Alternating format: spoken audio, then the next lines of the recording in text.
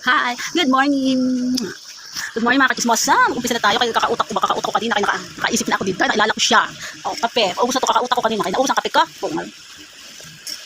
O, so magandang naisip ko dito. Kaya naalala ko siya kasi napakaswerte niya sa kanya. Diba? Kaya nga tayo ngayon. Magsiupo na kayo mga demona. Pungal. Kaya alam ko mga chismosa ka. Kaya tara na mag-umpisa ng chismis. Chika ha. Chismis, chika ha. Chismis, chika na tayo dito. So yun. Ito kasi si ate dati. Katrabaho namin siya dati. Tapos, so medyo mas ahead siya sa amin sa edad ba. Oo. Ngayon, mahal na mahal niya yung asawa niya daddy, pungal na. Yung asawa niya, napakabait, sobra. Tapos, yung asawa niya, nag-abroad. Pero sa ilang taon na trabaho, meron sila laging, every 2 hours yata, every 3 hours, pwede silang umuwi. Tapos babakasyon, after 3 months, nagbabakasyon. Kaya tuwan-tuwa siya kasi nakakasama niya yung asawa niya. Alam, sa totoo lang, ang pinakamalungkot lang silang dalawa kasi sa tagal ng panahon na ginawa nila lahat para maging isang pamilya.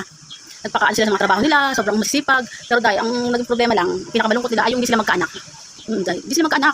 Tapos, ang nakakatuwa lang doon sa relasyon nila kasi kahit nag-abroad yung asawa niya, never na magkaroon na babae.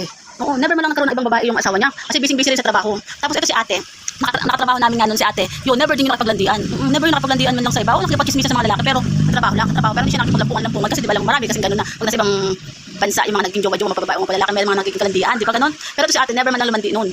Tapos, dumating sa time na tuwan-tuwa sa amin si ate kasi nga magbabakasyon siya kasi darating yung asawa niya o dahil kasi gusto niya magka-churban na. Okay, ilang taon na hindi na naman sila nakaka-churban ng asawa niya o dahil kaya kami natawa kasi tuwan-tuwa siya kasi makakatikim na naman siya sa pag-churba. Okay, push talaga silang mag-asawa na mag-chuk-chak chenes. O dahil gusto talaga nilang dalawa talaga na magkaroon ng anak. Dahil ginagawa talaga nilang lahat.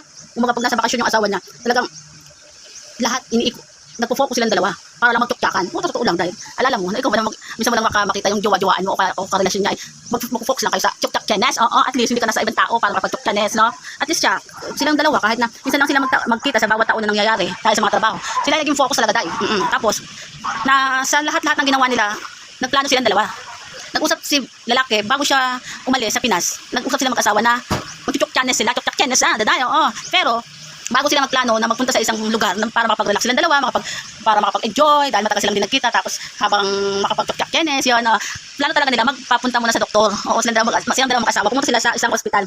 Tapos, kasi dati never nilang plano magpa-check up sa doktor. Kasi nga, ang para sa kanila, nakafocus lang sila pag nakita sila tukyak-chenes na, tapos ayun, ang ending, zero pa rin. Kasi hindi talaga makabuo si kuya at saka si ate. Oo, hindi makabuo. So after nun, ang ilang linggo na habang nag-uusap sila, nagkita silang dalawa. Nagpaalam na rin ng trabaho si ate. O, sa trabaho namin, nagpaalam muna siya magtrabaho ng 2 months magbakasyon. Oo, kaya gusto niya talaga makasama ang kanyang asawa. So, iniyagan naman siya ng mga boss namin dati, kaya hindi siya pumasok.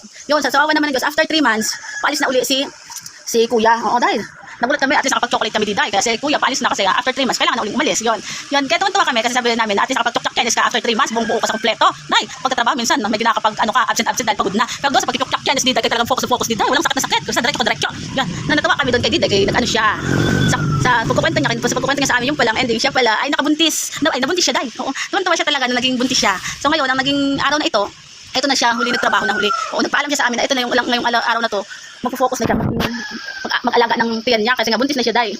So nagpaalam siya sa mga boss. So sabi namin, ano nangyari? Sabi ko kasi sa ilang taon na bakasyon tapos hindi sila nakabuo. Ano nangyari ate? Sabi namin. So ngayon, bago sila magbakasyon mag-asawa siya pala ay pumunta sa ospital silang mag-asawa dahil. Tapos after nun, nagsabi yung doktor sa kanya. Talaga yung pala sa mga medyo may edad na, sa sobrang, siyempre yung mga edad na, inanuhan yung doktor na ito ang gagamitin ninyong posisyon. Dahil, mayroon pala mga ganun talagang tamang posisyon bilang mga medyo may edad para magkabuo. So kumbaga, swerte na para makabuo, magtiwala ka lang sa sinasabi ng doktor para at least makinig sila kasi gusto talaga nila magkaroon ng magkaanak kasi sa sobrang medyo may edad na sila, hindi pa sila nagkaroon ng anak. So nagbigay sa kanila yung doktor tapos ganun. Natawa kami kasi sabi ni ate sa amin na ito palang binigay ng doktor, itong posisyon na to kaya talaga pinag-focus siya di dahil. Focus din mga sa 3 buwan na bakasyon ni kuya. Talaga lahat pinag-push siya na lahat ng buwan, lahat ng araw na ito kanyang posisyon na agad. Dahil pagising ko lang naka-posisyon na agad dahil. Ganun, nakakaloka talaga kami. Kaya yun pala ang pag-ano niya, para siyang nakatuwad. Alam mo yun, nakakatuwa. Yung pag nag-exercise, nakatuwad, ganyan. Kaya tawa kaya ayun talaga, naging pwesto nila sa sobrang focus na makabuo. Sa awa naman ng Diyos, after ng mga 2 months, nalaman na nila, nagpa-check up sila doon sa doktor kasi nga hindi niregla si ate, kasi kahit medyo may edad, nagkakareglahan pa ng dati. Kahit man ako man, may edad man ako, may regla pa din ako dito. After 2 months, nagpa-check up na si ate. Tuwan-tuwa kasi sa focus na yun ay nagkaroon siya ng positive. Dahil positive check up agad ng doktor kay yung positive, buo talaga siya nakabuo, nakaka-focus sa pagtumbay-tumbay ng nakakaloka. Tan talaga yung life. Ang kumbaga kagaya ni ate at ni kuya, kahit na sobrang magkahiwalay sila ng taon-taon nang nangyari, focus lang sila lagi sa pagiging asawa at sa pamilya, sa trabaho. Never nilang nag-try na magpunta sa isang kasalanan ba. sa mga partner nila bilang asawa, di ba? Never silang gumawa ng isang pagkakamali. Dahil sa ayun ang pinaka-dream na dream nila na makabuo. Kung tutuusin, hindi na kailangan ni ate magtrabaho talaga kasi kaya naman ni kuya na magkaroon siya ng asawa. Pero siyempre focus lang siya sa pagbahay lang. Dati wala pa siyang anak.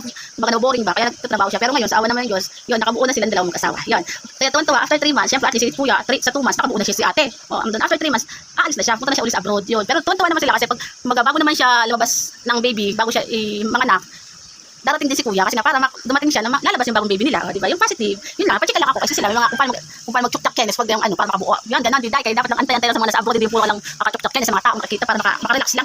Pungan. Yun. Love is love. Yun na lang. Nang landi-landian, pungan. Okay, goodbye. Goodbye na mga kachurba.